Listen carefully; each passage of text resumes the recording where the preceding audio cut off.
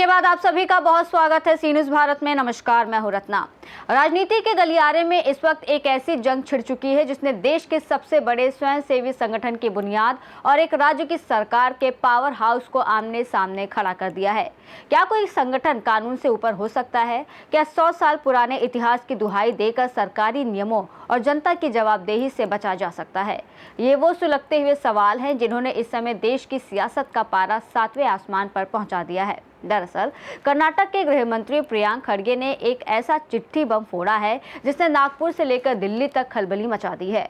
खड़गे ने सीधे राष्ट्रीय स्वयंसेवक संघ यानी आरएसएस के सर्वे सर्वा मोहन भागवत को पत्र लिखकर संगठन का पूरा बही खाता मांग लिया है। दूसरी तरफ से संघ प्रमुख मोहन भागवत ने भी साफ कह दिया है कि हिंदू धर्म भी रजिस्टर्ड नहीं है तो संघ को क्या जरूरत।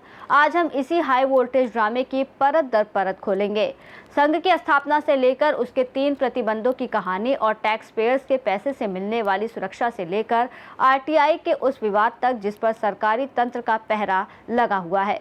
कर्नाटक के गृह मंत्री प्रियांक खड़गे ने 2 पन्नों के अपने खत में सीधे मोहन भागवत की Z+ सुरक्षा और संघ की साख के सामने सवालों की झड़ी लगा दी है। खड़गे का कहना है कि जब देश में एक आम नागरिक, छोटी बड़ी कंपनियां, NGO, ट्रस्ट, मजदूर संगठन और यहां तक कि मंदिर भी कानून के दायरे में आते हैं और अपना रजिस्ट्रेशन कराते हैं तो फिर आरएसएस को इससे छूट क्यों मिलनी चाहिए? प्रियांक खड़गे ने पत्र में कई तीखे सवाल पूछे हैं, जैसे क्या आरएसएस कर्नाटक या देश के किसी भी कानून के तहत एक रजिस्टर्ड संस्था है? अगर नहीं तो पंजीकरण से छूट का आधार क्या है? फंडिंग का सोर्स क्या है? संघ के पास देश और विदेश से जो करोड़ों अरबों का चंदा आता है उसका जरिया क्या है? गुरु दक्षिणा का हिसाब कहाँ है? स्वयंसेवकों द्वारा दी जाने वाली गुरु दक्षिणा के पैसे का लेखा जोखा क्या है? क्या इस पर इनकम टैक्स दिया जाता है या नहीं? वहीं प्रियांक खड़गे ने दिल्ली में प्रेस कॉन्फ्रेंस करके साफ कहा कि कानून से ऊपर कोई नहीं है, ना आप और ना मैं। उन्होंने तंज कसा कि अगर 100 साल में रजिस्ट्रेशन नहीं कराया तो क्या अगले 200 साल तक भी नहीं कराएंगे? खड़गे ने आंकड़ों का हवाला देते हुए बताया कि अकेले कर्नाटक में आरएसएस की 4127 दैनिक शाखाएं, 1389 साप्ताहिक बैठकें और 60 मासिक मंडलियां चल रही हैं। जब इतने बड़े पैमाने पर गतिविधियां हो रही हैं तो इसे निजी संगठन मानकर खुला नहीं छोड़ा जा सकता। वहीं केरल के त्रिशूर में संघ के शताब्दी वर्ष कार्यक्रम के दौरान जब मोहन भागवत से इस विवाद पर सवाल पूछा गया तो उन्होंने इसे पूरी तरह राजनीति से प्रेरित करार दिया। भागवत ने बेहद सधे हुए लेकिन कड़े शब्दों में कर्नाटक सरकार को जवाब दिया, रजिस्ट्रेशन की जरूरत किसे है? संघ प्रमुख ने साफ कहा कि जिन संगठनों को सरकार से फंड या आर्थिक मदद चाहिए होती है उन्हें रजिस्ट्रेशन की जरूरत होती है। संघ सरकार से एक ढेला भी नहीं लेता, इसीलिए उसे किसी पंजीकरण की जरूरत नहीं है। उन्होंने तर्क दिया कि देश में कई चीजें ऐसी हैं जो रजिस्टर्ड नहीं है, यहाँ तक कि हिंदू धर्म भी कहीं रजिस्टर्ड नहीं है। सुनिए। And we are not secretive, we are working on open ground. We are calling people and telling them about Sangha. This is politics. And all these gimmicks are being tried. Don't do that. We are used to it. So it doesn't need any restrictions. Hindu Dharma is not registered. Many things are not registered.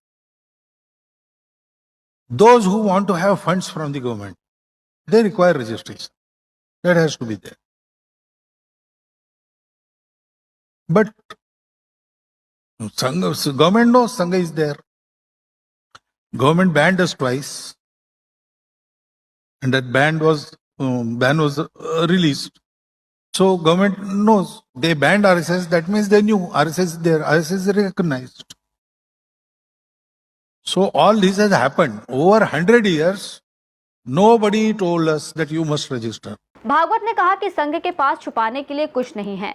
हमारी शाखाएं खुले मैदानों में लगती हैं, हमारे कार्यकर्ता हर गली मोहल्ले में रहते हैं और लोग उन्हें रोज देखते हैं। वहीं इस विवाद में एक मजेदार मोड़ तब आया जब प्रियांक खड़गे ने सोशल मीडिया पर चल रहे भागवत के वीडियो को भ्रामक बता दिया। खड़गे का कहना है कि उन्होंने पत्र 15 जून को भेजा था, जबकि भागवत का जो बयान उनके पत्र का जवाब बताकर शेयर किया जा रहा है वो असल में 13 या 14 जून का है। खड़गे ने चुनौती दी कि भागवत खुद जवाब देने के बजाय अपने किसी नुमाइंदे को नियुक्त करे जो मेरे सवालों का आधिकारिक जवाब दे। और इसके साथ ही खड़गे ने एक और बड़ा मुद्दा उठा दिया, सुरक्षा का खर्च। खड़गे ने पूछा कि अगर संघ का सरकार से कोई लेना देना नहीं है और वो इतने ही स्वतंत्र हैं तो मोहन भागवत भारत सरकार से एडवांस सिक्योरिटी, लाइजन और Z+ सुरक्षा क्यों लेते हैं? इस सुरक्षा का पूरा खर्च देश के आम टैक्स पेयर्स की जेब से जाता है। उन्हें ऐसा क्या खतरा है कि जनता के पैसे से उन्हें इतनी भारी भरकम सुरक्षा दी जा रही है? वहीं इस विवाद के पीछे चलिए आपको ये भी बता देते हैं कि 25 से 26 लोगों से शुरू हुआ ये संगठन आज दुनिया का सबसे बड़ा स्वयंसेवी संगठन कैसे बन गया। दरअसल 27 सितंबर 1925 को विजयदशमी के दिन नागपुर में डॉक्टर केशव बलराम हेडगेवार ने कुछ साथियों भाऊजी कावरे, अन्ना सोहनी, विश्वनाथ राव केलकर, बालाजी हुद्दार और बापू राव भेदी के साथ मिलकर इसकी नींव रखी थी। शुरुआत में सिर्फ हिंदुओं को संगठित करने का विचार था। दिलचस्प बात यह है कि शुरुआत में संगठन का कोई नाम नहीं था। स्थापना के करीब 7 महीने बाद 17 अप्रैल 1926 को नाम तय करने के लिए बैठक हुई। 3 नामों राष्ट्रीय स्वयंसेवक संघ, जरी पटका मंडल और भारतोद्वारक मंडल पर वोटिंग हुई। 26 में से 20 सदस्यों ने राष्ट्रीय स्वयंसेवक संघ को चुना और संघ की पहली आधिकारिक दैनिक शाखा 28 मई 1926 को नागपुर के मोहितेबाड़ा मैदान में लगी थी, जो आज संघ मुख्यालय का हिस्सा है।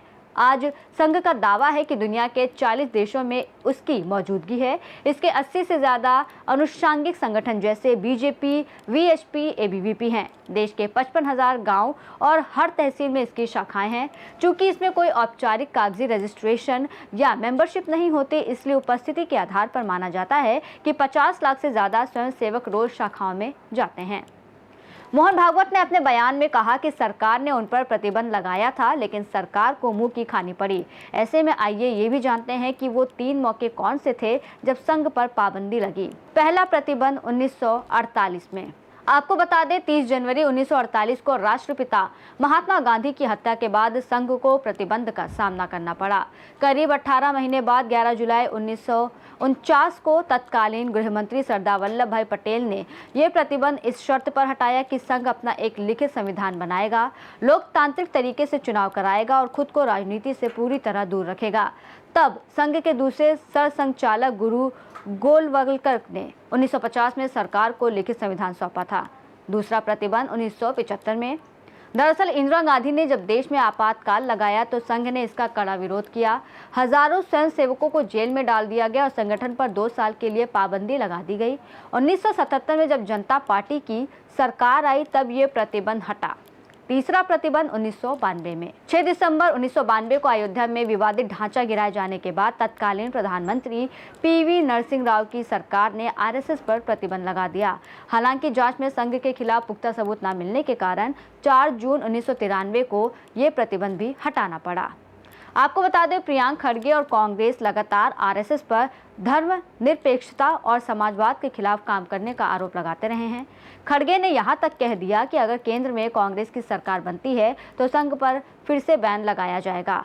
अब आते हैं उस सबसे बड़े और सुलगते सवाल पर जो इस पूरे विवाद की जड़ है। पैसा कहां से आता है और इसकी जानकारी देश को क्यों नहीं मिल सकती?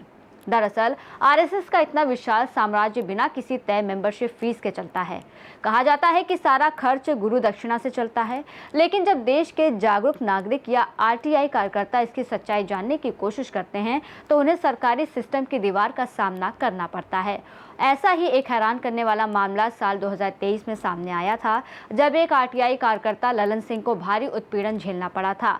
उनका कसूर सिर्फ इतना था कि उन्होंने RSS की फंडिंग और कानूनी स्थिति को लेकर एक RTI लगा दी थी। दरअसल भारत सरकार की 25 ऐसी संवेदनशील संस्थाएं हैं जैसे सुरक्षा और खुफिया एजेंसियां जिन्हें RTI के नियम 24(4) के तहत जानकारी देने से छूट मिली हुई है ताकि देश की सुरक्षा को कोई खतरा ना हो। लेकिन चौंकाने वाली बात यह है कि कई सरकारी अधिकारियों ने अपने स्तर पर ही RSS को भी इसी श्रेणी में शामिल कर दिया है और इसके बारे में कोई भी जानकारी देने से साफ मना कर देते हैं। कानूनी रूप से RSS इस धारा के तहत नहीं आता, लेकिन क्योंकि केंद्र में बीजेपी की सरकार है और बीजेपी का मातृ संगठन RSS है, इसलिए सरकारी तंत्र इस संगठन को एक ऐसा कवच प्रदान कर रहा है जिसे भेद पाना किसी आम नागरिक के बस की बात नहीं है। और इसी को लेकर विपक्ष का आरोप है कि मोदी सरकार के संरक्षण के चलते संघ के साम्राज्य के सामने कोई परिंदा भी पर नहीं मार सकता। कहानी कुल मिलाकर ये है कि एक तरफ कर्नाटक के गृह मंत्री प्रियंक खड़गे हैं, जो नियम और कायदे की किताब खोलकर बैठ गए हैं। उनका साफ कहना है कि लोकतंत्र में कोई भी संस्था जवाबदेही से ऊपर नहीं हो सकती, चाहे वो कितनी भी पुरानी क्यों ना हो। अगर संघ को देश विदेश से चंदा मिलता है, सरकारी सुरक्षा मिलती है, तो उसे टैक्स और रजिस्ट्रेशन का हिसाब भी देना होगा। दूसरी तरफ संघ प्रमुख मोहन भागवत और विश्व हिंदू परिषद के नेता हैं, जो इसे सीधे सीधे सनातन और हिंदू परंपरा से जोड़ रहे हैं। उनका तर्क है कि जो काम खुले मैदान में जनता के सामने हो रहा है, उसमें छिपाने जैसा कुछ नहीं है। अब देखना यह होगा कि कर्नाटक सरकार इस चिट्ठी के बाद क्या कोई बड़ी कानूनी कार्रवाई करने की हिम्मत जुटा पाती है, या फिर 100 साल पुरानी परंपरा और केंद्र सरकार के मजबूत राजनीतिक संरक्षण के आगे ये विवाद भी सिर्फ एक सियासी बयानबाजी बनकर रह जाएगा। आपको क्या लगता है, क्या आरएसएस को खुद को रजिस्टर कराना चाहिए और अपनी संपत्ति का ब्यौरा सार्वजनिक करना चाहिए? अपनी राय जरूर सोचिएगा, क्योंकि लोकतंत्र में सबसे बड़ी अदालत जनता की ही होती है।